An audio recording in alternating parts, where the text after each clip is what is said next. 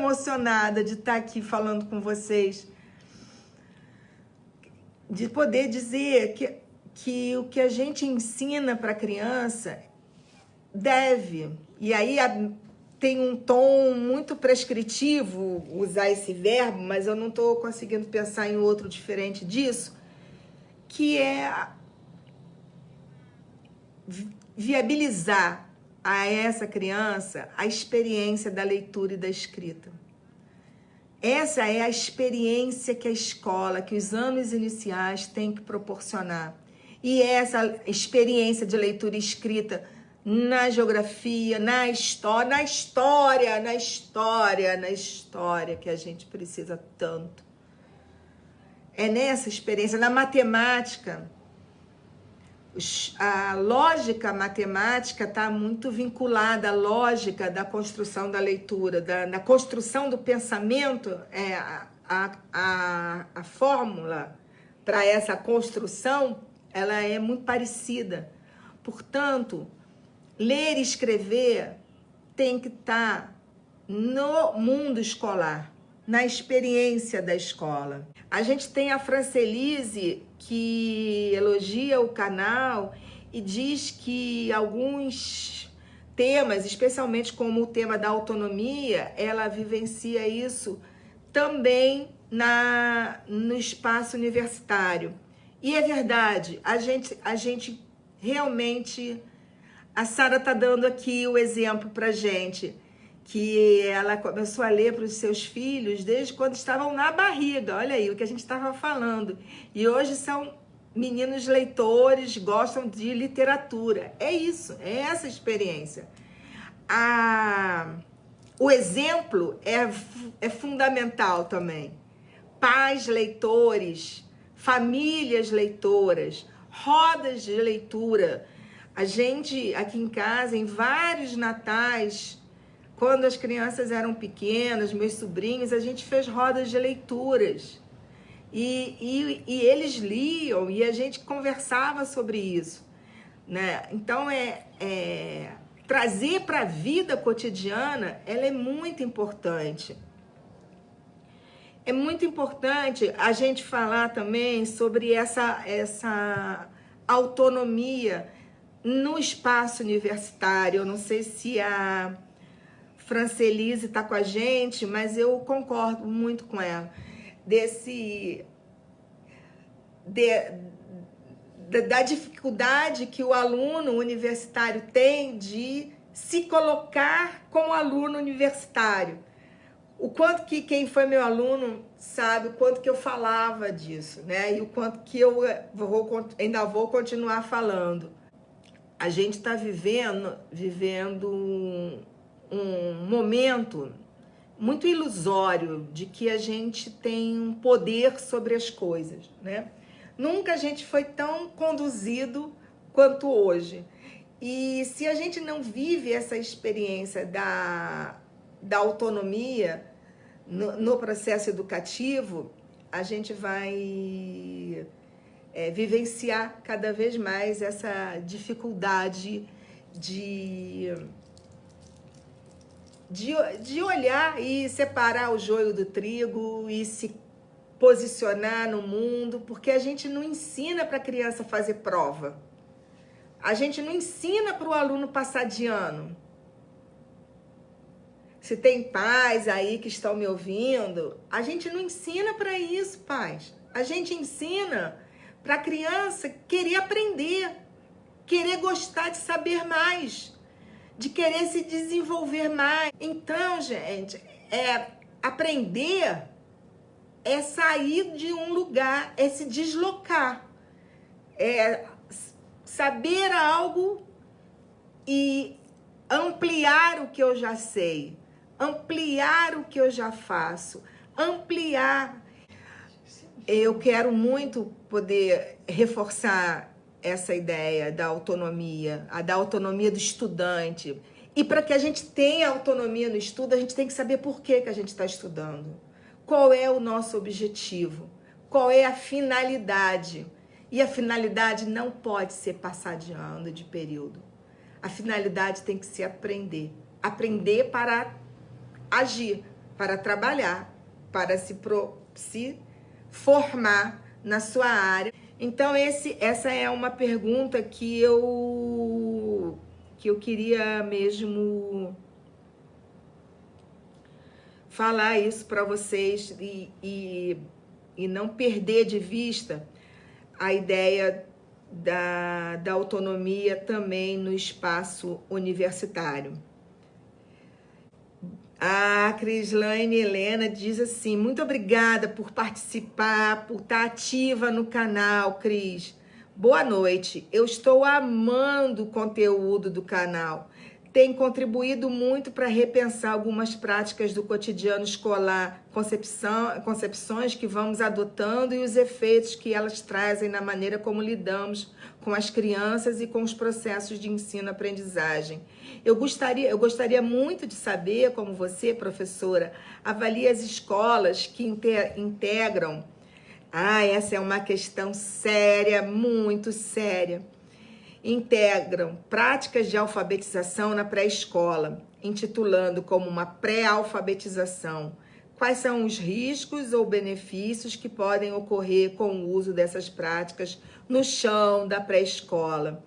E você é uma professora experiente nessa área.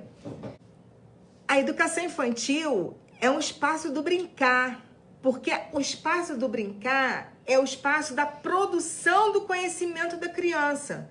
Não é do brincar, do passar o tempo. É do brincar para conhecer o mundo. O espaço da educação infantil é o espaço do lúdico. O lúdico é a forma pela qual a criança elabora o mundo. Então, é muito pouco produtivo a gente querer cortar a etapa. A criança vai escrever na hora dela. Ela vai escrever. Ela, na educação infantil, tem que perguntar, tem que brincar de escrever. Todas as vezes que elas nos perguntam algo sobre como escreve, a gente vai dizer, mas a gente não vai treinar. Porque o treino é um dos processos que compõem a aprendizagem. E certamente não é o mais importante. O mais importante dessa experiência é a criança entrar em contato com o mundo escrito, pela literatura infantil, pela brincadeira com a palavra, pelo brincar de escrever. A alfabetização, ela tem um ano dela. A educação infantil tem que cuidar do brincar organizado, do brincar sistematizado, do brincar que leva a criança ao crescimento, ao desenvolvimento de suas hipóteses de pensamento. É disso que a gente está falando, é disso que a gente está dizendo. É isso que eu quero deixar claro. Quando a gente fala brincar na escola, a gente não está dizendo que é passar o tempo à toa, que é brincar por diversão.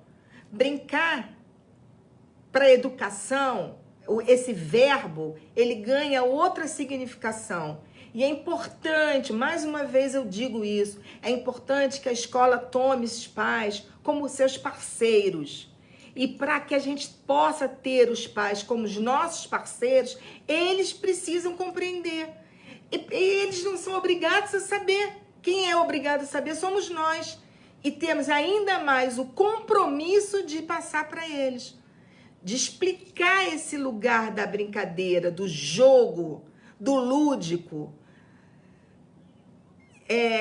Portanto, Cris, não traz benefício algum. Ele traz, sim, resultados, porque se você brinca com as crianças, elas normalmente saem alfabetizadas do último ano da educação infantil. Mas não foi porque treinou, foi porque trabalhou. Trabalhou brincando, trabalhou na experiência da leitura e da escrita, na experiência. Quando eu estou dizendo experiência, eu estou dizendo imerso no lugar de falar, no lugar de escrever, passando pelas etapas, brincando com os lápis, brincando com as cores, brincando com os espaços das folhas. Tudo isso é fundamental para a gente avançar. Aprender para a vida, exatamente, Penha, obrigada. A Sônia faz também uma bela fala aqui. Ela é a favor das práticas de experiência de escrita com as crianças. Muito obrigada, Sônia Vale, por ter participado conosco. Achei sua pergunta, Penha, para a gente conversar. Você pergunta assim, Mônica, quando você alfabetizou com turmas, você utilizava dessa metodologia? Sim, Penha. E isso foi lá nos anos 90, numa escola municipal, República Argentina, aqui em Vila Isabel, uma turma de crianças que elas eram uma turma chamada 108, e eu achava que era porque tinham 10 turmas de alfabetização nessa escola, e as crianças tinham repetição múltiplas daquele ano. Naquela época ainda tinha chamado aluno renitente. Os alunos que ficavam repetindo até desistirem, né? Como fala o nosso querido Bourdieu a respeito da superseleção que a escola faz. A escola promove tanto fracasso que o próprio estudante abandona a escola. Então, eu fazia isso. Eu brincava de escrever. Eu recortava. Eu não podia usar os livros. Depois, com muita barganha e com uma direção que chegou maravilhosa, eu pude ter acesso aos livros de literatura. E eu tinha uma coleção grande de gibis da minha infância, e eu separava as histórias de gibi e colocava para as crianças lerem, e a gente ia escrevendo. E eu me lembro, infelizmente deu cupim na casa da minha mãe, e eu perdi muito material, mas eu tinha uma carta, uma redação de um aluno que tinha 5 anos de repetência. E ele leu a história maravilhosa que ele tinha feito sobre o Cebolinha e o Cascão. E quando ele me entregou, a folha inteira de papel era escrita com as palavras decoradas da cartilha. Era bola, casa, era Mônica, que acho que era Mônica e Beto, uma cartilha chamada Mônica e Beto. E assim a gente eu fui aprendendo com eles e fui aprendendo que não dava para continuar daquele jeito.